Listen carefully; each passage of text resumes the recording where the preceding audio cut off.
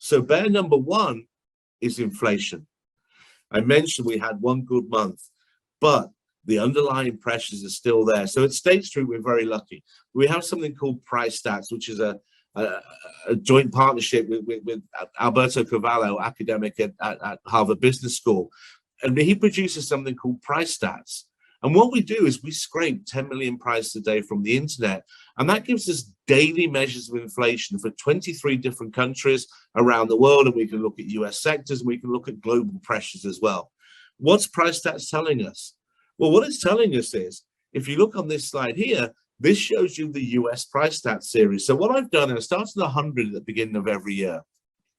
The sort of light blue, sea blue, whatever that block is in the middle, that shows you average inflation. That's the 5 years prior to the pandemic. That's what we call normal inflation.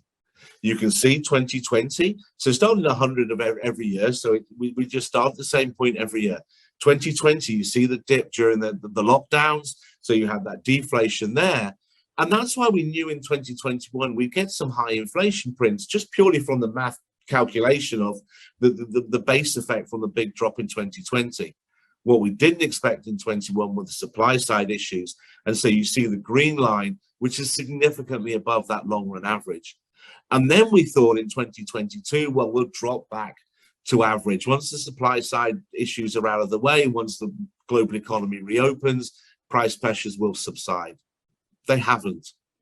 We were tracking similar to 2021, and then the Ukraine war happened. That's where that kink up in March in 2022 is. But after that, even, we've continued to track above last year. It's come off a bit recently, basically since the summer.